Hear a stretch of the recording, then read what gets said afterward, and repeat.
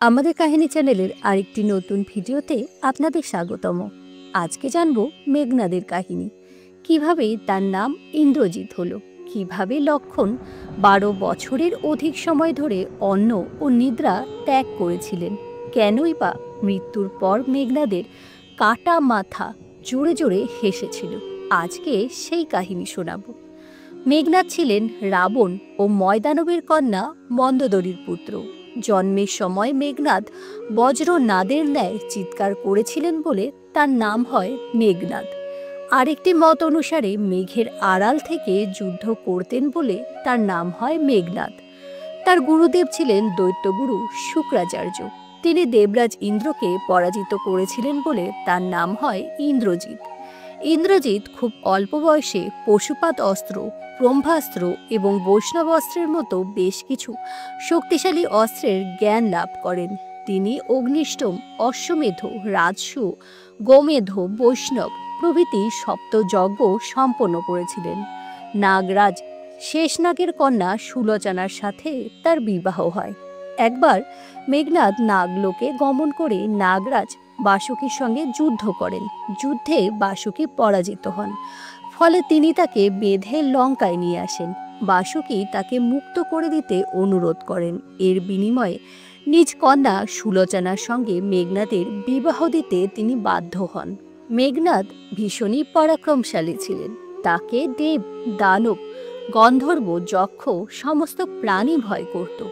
তিনি ছিলেন রাবণের চেয়েও অধিক শক্তিশালী।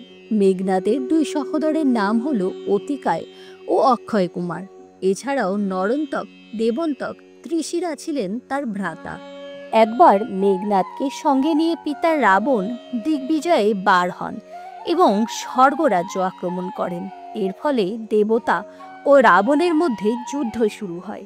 এই যুদ্ধে মেঘনাদের অস্ত্রাঘাতে ইন্দ্রের পুত্র জয়ন্ত অজ্ঞান হয়ে যান। তখন জয়ন্তর পিতামহ পুলমা তাকে নিয়ে সকলের অজ্ঞাতে পালিয়ে যান। পুত্রের আঘাতের প্রতিশোধ নিতে ইন্দ্রদেব রাবণকে অস্ত্রাঘাত করলে রাবণ অজ্ঞান হয়ে যান। তখন মেঘনাদ অদৃশ্য হয়ে যুদ্ধ করে ইন্দ্রকে পরাজিত ও বন্দী করেন। একবার দুঃসাধ্য মহেশ্বর যজ্ঞ করে তিনি মহাদেবের কাছ থেকে বর লাভ করেছিলেন। এই বর দ্বারাই তিনি অদৃশ্য হতে পারতেন। পিতার জ্ঞান ফিরলে মহাদেবের দেয়া বরে অদৃশ্য হয়ে তিনি ইন্দ্রকে মায়া ও ষড়জালে আবদ্ধ করে লঙ্কায় নিয়ে আসেন। প্রায় 1 বছর কাল দেবরাজ ইন্দ্র মেঘনাদের হাতে বন্দী থাকেন। অবশেষে দেবতাদের অনুরোধে 1 বছর পর ভগবান ব্রহ্মা লঙ্কায় গমন করেন এবং মেঘনাদকে তাকে ছেড়ে দিতে বলেন। মেঘনাদ তা করতে রাজি হলে ব্রহ্মা তাকে এর বিনিময়ে কোনো বর কামনা করতে বলেন। মেঘনাদ তখন অমরত্বের বর চাইলেন, কিন্তু এটি প্রকৃতির নিয়মের বিরুদ্ধ, তাই তাকে অন্য বর প্রার্থনা করতে বললেন।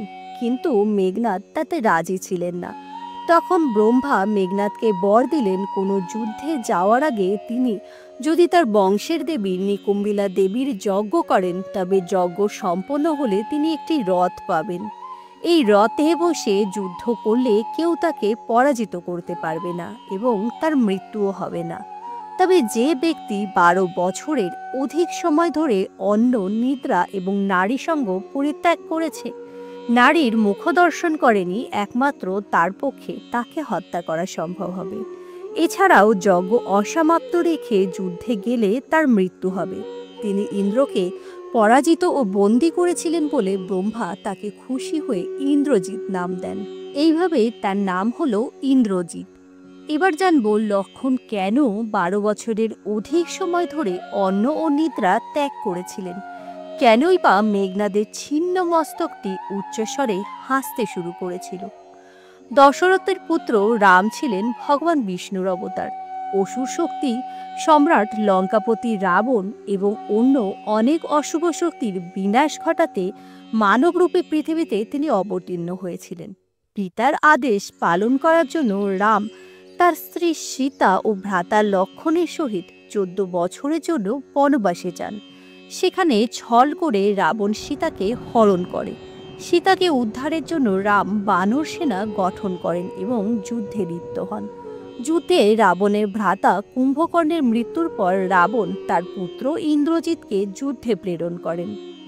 এমন সময় অগস্ত্য মুনি রামের শিবিরে উপস্থিত হন এবং সকলকে জানান একমাত্র লক্ষ্মণের পক্ষে তাকে হত্যা করা সম্ভব। সকলে তখন অবাক হয়ে তার কাছে জানতে চায় শুধুমাত্র লক্ষ্মণই কেন তাকে হত্যা করতে পারবে। অগস্ত্য মুনি তখন বললেন, ইন্দ্রজিতের প্রাপ্ত বর অনুযায়ী যে ব্যক্তি 12 বছরের অধিক সময় ধরে ঘুমায়নি, কোনো নারীর মুখ দর্শন করেনি, খাদ্য গ্রহণ করেনি, সেই মেঘনাদের বধ করতে পারবে। লক্ষ্মণ হলেন তেমনই একজন মহান যোগী। শ্রীরাম তখন পুরো বিষয়টি লক্ষ্মণের কাছে জানতে চাইলেন।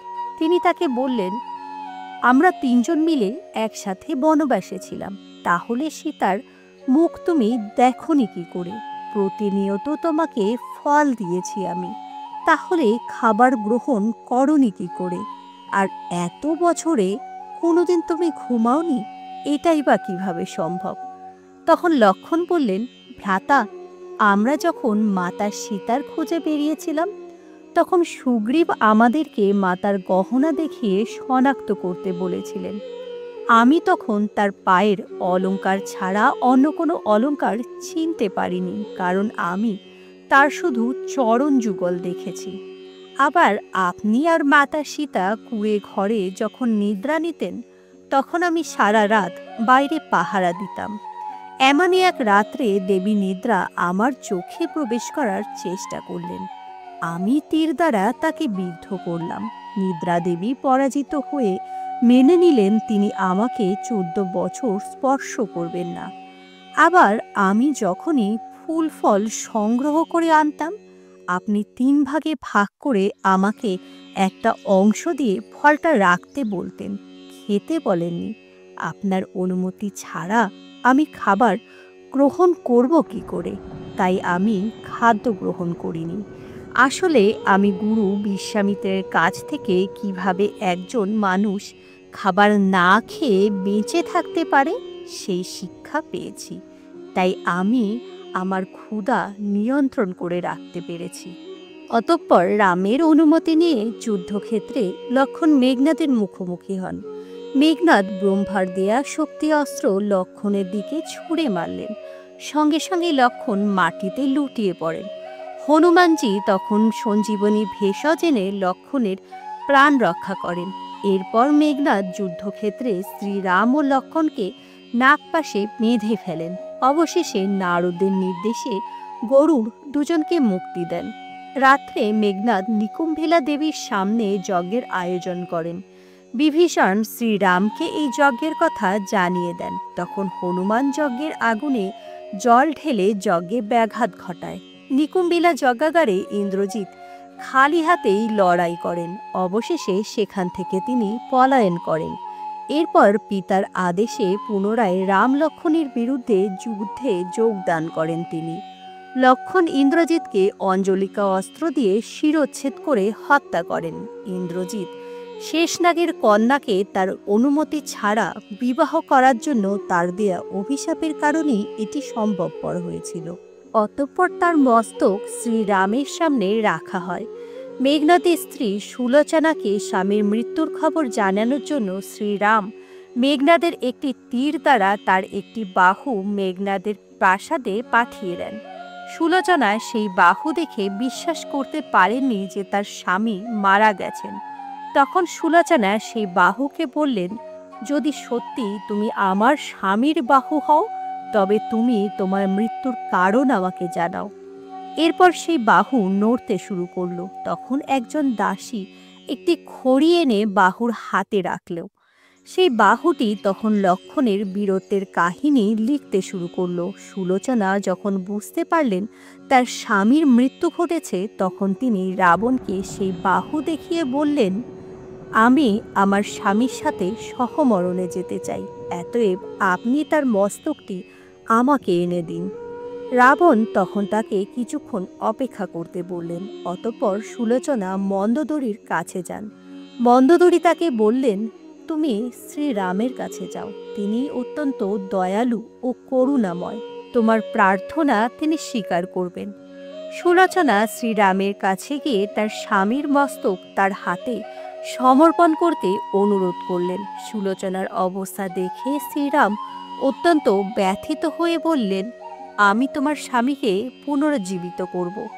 সুলোচনা তখন বললেন, আমি চাই না আমার স্বামী পুনরুজ্জীবিত হয়ে সংসারের কষ্ট ভোগ করুন। আমার সৌভাগ্য যে আমি আপনার দর্শন পেয়েছি। আমি এখন সহমরণে যেতে চাই। অতএব তার ছিন্ন মস্তক আমার হাতে তুলে দিন। শ্রীরামের অনুরোধে সুগ্রীব মেঘনাদের মস্তক নিয়ে আসেন, কিন্তু তার ছিন্ন হস্ত কিভাবে নিজের মৃত্যু কাহিনী লিখতে পারে এই নিয়ে তার মনে সন্দেহ ছিল। তার সংশয় দূর করতে সুলোচনা মেঘনাদের ছিন্ন মস্তককে বললেন, স্বামী, আপনি হাসুন, অন্যথায় আপনার বাহু কিছু লিখেছে সেই কাহিনী মিথ্যে প্রমাণিত হবে। এই কথা শুনে মেঘনাদের ছিন্ন মস্তক জোরে জোরে হাসতে লাগলো। অতঃপর স্বামীর ছিন্ন মস্তক নিয়ে সুলোচনা সতীদাহ প্রথার মাধ্যমে এই নশ্বর পৃথিবী ত্যাগ করলেন। স্ত্রী সুলোচনার সতীত্ব প্রমাণের জন্যই মেঘনাদের ছিন্ন মস্তকটি জোরে জোরে হাসতে শুরু করেছিল। এই ছিল আজকের কাহিনী। কাহিনীটি কেমন লাগলো সকলে জানাবেন। সকলে ভালো থাকবেন। নমস্কার।